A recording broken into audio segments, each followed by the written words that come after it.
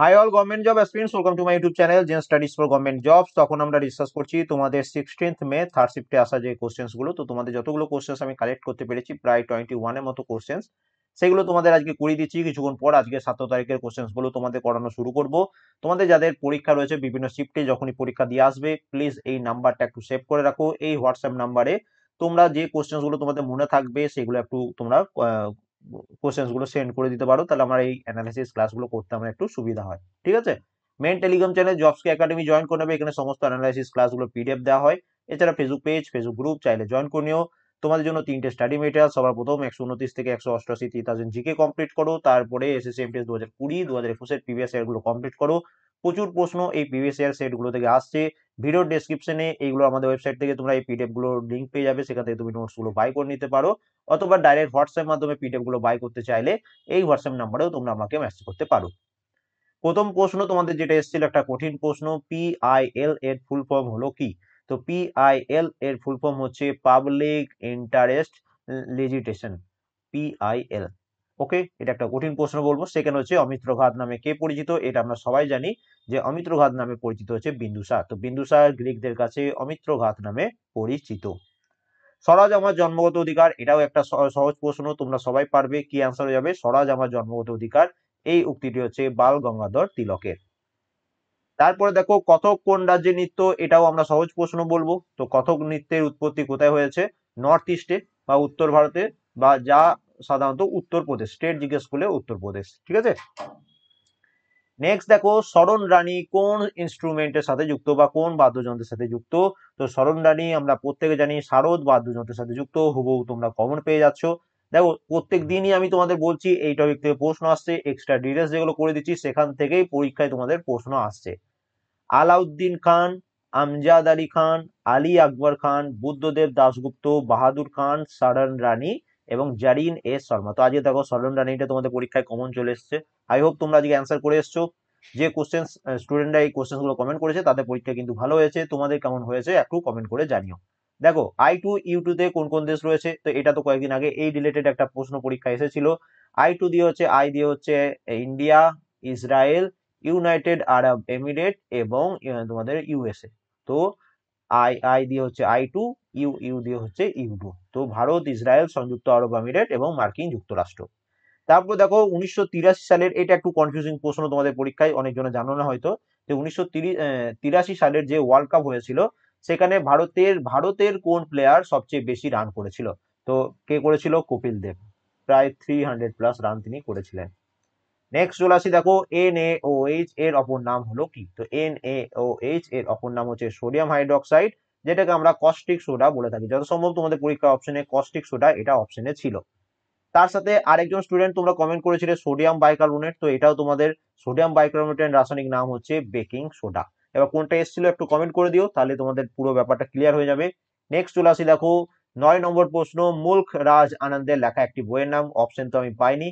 তো এই দুটো তোমাদের প্রিভিয়াস ইয়ারে অনেকবার এসছে, একটা হচ্ছে আনটাচেবল আর একটা হচ্ছে কুলি। তো এই দুটোর মধ্যে কোনটা পরীক্ষা এসছে বা এগুলোর মধ্যে থেকে এসেছে কিনা সেটা একটু কমেন্ট করে দিও। 10 নম্বর প্রশ্ন, তীর এবং ধনুকের প্রতীক কোন রাজবংশে? তো এটা একটা কঠিন প্রশ্ন তোমাদের পরীক্ষায়। তো এটা হয়ে যাচ্ছে চেরা ডাইনাস্টি বা চেরা রাজবংশের প্রতীক হচ্ছে তীর এবং ধনুক। তার সাথে মনে রাখবে সোনালী ঈগল হচ্ছে রাষ্ট্রকূটদের রাজকীয় প্রতীক, এবং সিংহ ছিল কদম্ব রাজবংশের প্রতীক। তারপর দেখো পরবর্তী প্রশ্ন যেটা পরীক্ষা এসছে, আলাকনন্দা এবং ভাগীরথী নদীর মিলন স্থল কোনটি? তো আলাকনন্দা এবং ভাগীরথী নদীর মিলন স্থল হচ্ছে দেবপ্রয়াগ। প্রতিদিনই প্রায় এই টপিক থেকে পরীক্ষায় প্রশ্ন আসছে। তার সাথে এটাও মনে রাখবে এই যে আলাকনন্দা এবং ভাগীরথী নদী, এটা মিলিত হওয়ার পর এটা গঙ্গা নাম ধারণ করে। সৌরজগতের শীতলতম গ্রহ, এটা তোমাদের বলেছিলাম প্ল্যানেট, এই চ্যাপ্টার থেকে প্রত্যেকদিনই প্রশ্ন আসছে, সবাই পারবে এটা, যে নেপচুন হচ্ছে আমাদের শীতলতম গ্রহ, এবং তার সাথে মনে রাখবে শুক্র গ্রহকে বলা হয় পৃথিবীর যমজ বা আর্থ টুইন। নেক্সট পিভিটিজি এর ফুল ফর্ম কি? দেখো এই প্রশ্নটা এসেছিল কি না একটু কমেন্ট করো, কারণ একজন স্টুডেন্ট আমাকে এটা লিখে পাঠিয়েছে। তো পিভিটিজি এর ফুল ফর্ম হচ্ছে পার্টিকুলারলি ভালনারেবল ট্রাইবাল গ্রুপ। ওকে, তো পিভিটিজি এটা যদি এসে থাকে তাহলে এটা কিন্তু একটা কঠিন প্রশ্ন।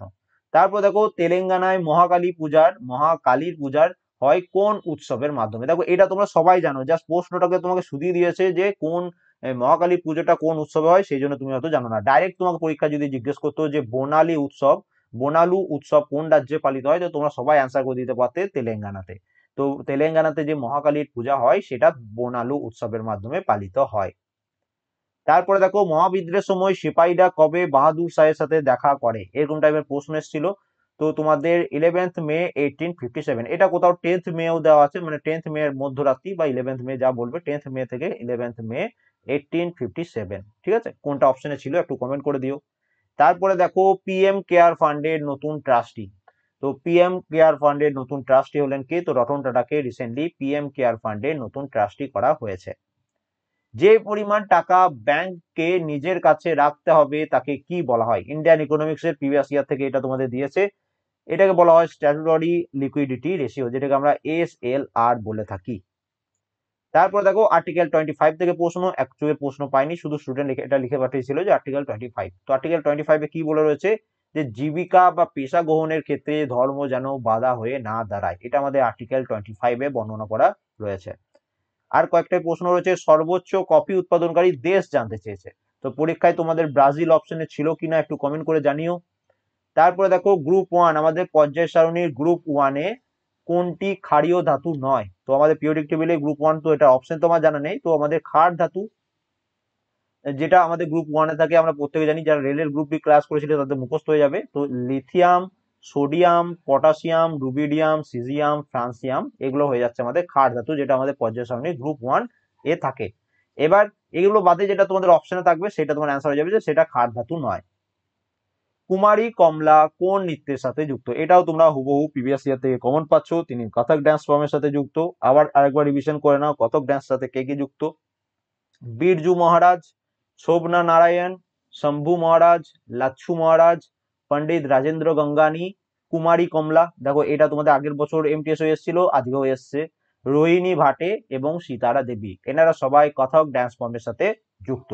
তো টোটাল এই 21 এর মতো কোশ্চেন আমি কালেক্ট করতে পেরেছিলাম। ভিডিওটা ভালো লাগলে লাইক করে দাও, চ্যানেলে নতুন হলে সাবস্ক্রাইব করে নাও, বন্ধুর সাথে একটু শেয়ার করে দিও। এবং এই স্টাডি মেটেরিয়াল গুলো অ্যাভেলেবেল, পরীক্ষার আগে অবশ্যই পড়ে যেও। ভিডিও ডেসক্রিপশনে এই স্টাডি মেটেরিয়াল গুলোর ভিডিও প্লে লিস্টও পেয়ে যাবে, তার সাথে সাথে পিডিএফ বাই লিঙ্কও পেয়ে যাবে। আমাদের ওয়েবসাইট থেকেও পিডিএফ গুলো কালেক্ট করে নিতে পারো। এবং কেউ যদি ডাইরেক্ট হোয়াটসঅ্যাপের মাধ্যমে নোটস গুলো বাই করতে চাও, এই হোয়াটসঅ্যাপ নাম্বারে আমাকে মেসেজ করবে। কারণ জানো, আর একটা নতুন এমপিএস রিক্রুটমেন্ট খুব তাড়াতাড়ি আউট হতে চলেছে, সেখানে কিন্তু তোমাকে চান্স ছাড়লে হবে না। যাদের প্রিপারেশন নাই, এখন থেকে শুরু করে দাও, তবে গিয়ে পরীক্ষা তোমাদের, এই এখন যাদের ভালো পরীক্ষা হচ্ছে তোমাদেরও তখন ভালো পরীক্ষা হবে। তো থ্যাংক ইউ ফর ওয়াচিং।